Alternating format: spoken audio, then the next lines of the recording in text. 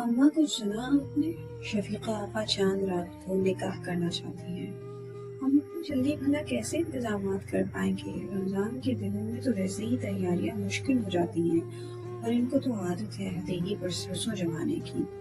100 بکھیڑے ہوتے ہیں، اب بھلا یوں منہ اٹھا کر نکاح کے 2 بول تو نہیں پڑھوا دیں گے نا؟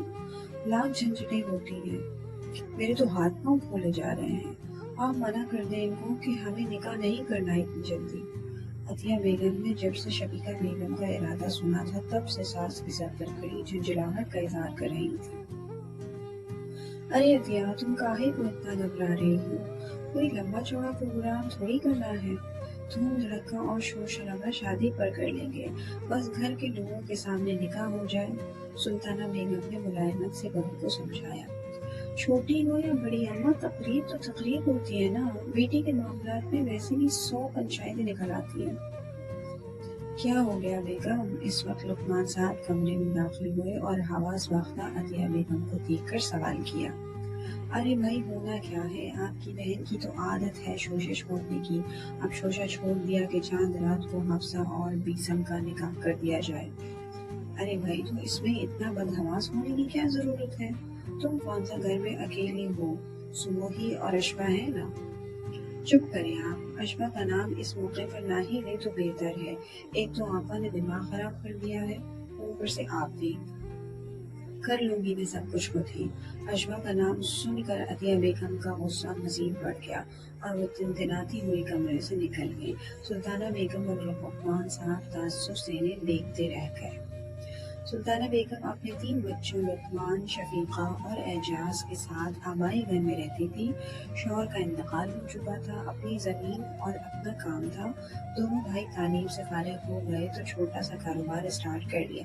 شفیقہ نے انٹر کا امتحان پاس کر لیا تو ان کی شادی کر دی گئی اور وہ اپنے شوہر انصار کے ساتھ دوسرے شہر شفٹ ہو گئی۔ لقمان صاحب کی شادی عطیہ بیگم اور اعجاز صاحب کی شادی سموہی سے کر دی گئی۔ شفیقہ کے 2 بیٹے باسط اور بیسم ہیں اور ایک بیٹی ابرا ہے۔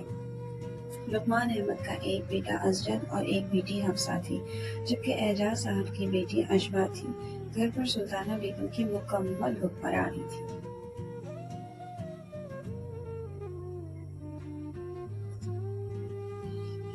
دونوں بہویں ان کا ہر حکم مانتی، آپس میں کوئی رنجش یا چکلش نہ ہوتی۔ بچے بڑے سب مل کر پیار سے رہتے، گھر کے فیصلے سلطانہ بیگم ہی کیا کرتی تھی۔ کبھی کبھی شفیقہ بیگم بھی آ جاتی تو مہینے بھر رکتی، گھر میں رونق بڑھ جاتی تھی۔ بچے بھی پھپھو کے آنے پر بہت خوش ہو جاتے، بچوں کی چھٹیوں کو 4 چاند لگ جاتے تھے، سب مل کر خوب انجوائے کرتے تھے۔ لڑائی ہوتی بھی تو فوراً صلح ہو جاتی۔ ایک دفعہ ایسے ہی شفیقہ بیگم آئی تھی، شام کے وقت سب لوگ بڑے سے صحن میں بیٹھے تھے، سموہی چائے بنا لائی تھی، سب چائے سے لطف اندوز ہو رہے تھے، وہیں تھوڑے فاصلے پر مختلف کھیل کھیلنے میں مصروف تھے۔ ایک دوسرے سے تکرار بھی ہو رہی تھی اور ایک دوسرے کی طرف داریاں بھی ہو رہی تھی۔ بھابھی اور لقمان بھائی، میری ایک خواہش ہے، شفیقہ بیگم نے چائے کا گھونٹ لے کر بڑے بھائی بھاوج کو مخاطب کیا۔ کیا بات ہے آپا، بولے؟ عطیہ بیگم نے بسکٹ کی پلیٹ ساس کی طرف بڑھاتے ہوئے کہا۔ میں چاہتی ہوں کہ باسط کی دلہن اشبا کو بناؤں اور بیسم کی حفصہ کو، یہ میری خواہش ہے۔ کیوں اعجاز؟ سموہی اور اماں، آپ لوگ کیا کہتے ہیں؟ شفیقہ نے بات مکمل کر کے سب کو باری باری دیکھا۔ یہ تو بہت اچھی بات ہے آپا کہ گھر کے رشتے گھر میں طے ہو جائیں، اس طرح رشتوں میں مزید پائیداری پیدا ہوگی۔ ہمارے بچے ہیں سارے۔ کیوں اماں؟ عطیہ بیگم نے خوش دلی سے کہا۔ بہت اچھا فیصلہ ہے، ایسا سوچ کر تم نے عقل مندی کا ثبوت دیا ہے۔ ہمیں کوئی اعتراض نہیں بلکہ ہم بھی ابرا کو اپنے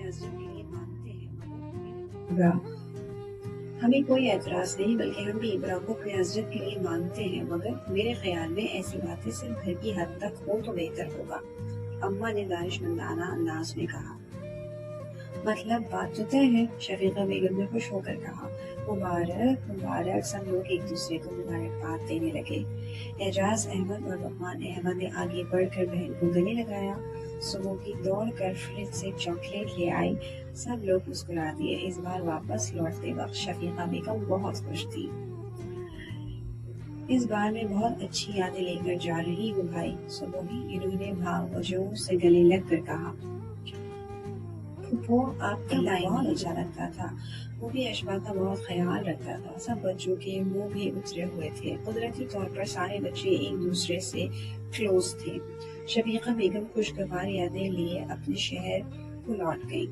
वक्त गुजरता रहा। अंसार साहब की अच्छी जॉब थी और फिर इनको जॉब की तरफ से ऑस्ट्रेलिया जाने का चांस भी मिल गया। एक मुल्क में रहते हुए शफीका बेगम अपने भाइयों, माँ और भावजों से मिलने साल बाद ही जाती थी। अब इतनी दूर जाने का सुना तो सब लोग मुतमईन हो गए। सबसे ज्यादा बच्चे उदास थे। अशबा जो बासित से ज्यादा ही करीब थी, बहुत उदास थी। वो इतनी दूर जा रहा है। मैं तुम्हारे लिए बहुत सारे गिफ्ट लाऊंगा अशबा। बासित ने अशबा को उदास देखकर इसका हाथ थामकर अफसरदगी से कहा। मगर बासित, गिफ्ट तो यहाँ रहकर भी दिए जा सकते हैं ना। वो मासूमियत से बोली और वो मासूमियत से ही बोलती थी।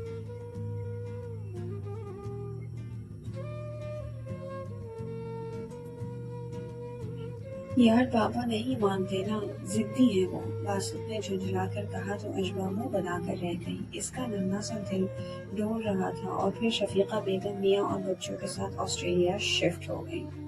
शफीका बेगम ऐसे गई कि पहली बार 6 साल बाद, जब बासित 20 साल का था, बीसम 18 और अबरा 16 साल की थी। शफीका अपने ससुराल इस्लामाबाद में ही ज्यादा रही। वहीं पर इनका अपना घर भी था। इतने अरसे में अशबा जो 16 साल की थी मैट्रिक कर चुकी थी। हफ्सा मैट्रिक में थी। अजद ग्रेजुएशन कर रहा था।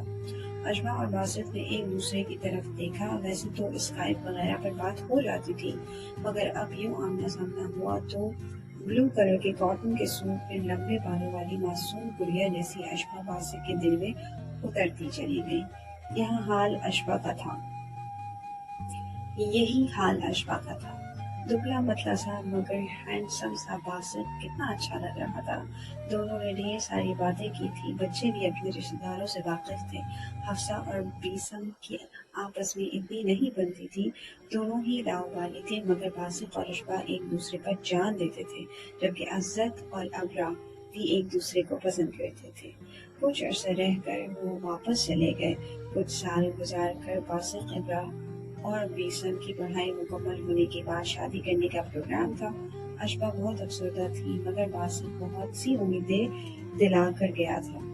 अच्छे अच्छे ख्वाब दिखाकर किसी हद तक इसे मुतमईन कर गया था कि चंद सालों बाद तो हमें हमेशा हमेशा साथ ही रहना है। और अशबा रोते रोते शर्मा गई थी। वक्त तेजी से गुजर रहा था। बच्चों की तालीमी मदारिज तय हो चुके थे। इधर अदिया और सुबोही शादी की तैयारियां शुरू कर चुके थे। देखते ही देखते वक्त गुजर गया। 3 बच्चों की शादी की तैयारी आसान न थी।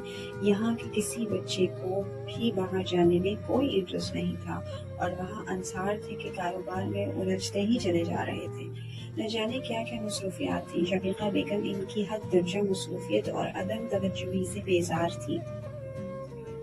वक्त के साथ साथ अंसार साहब भी मनफी तब्दीलियां भी आ गई थी। अब इनकी बातों में गुरूर और तमकीनत होती थी। बात बात पर अपनी इमारत करोड़ झाड़ते थे।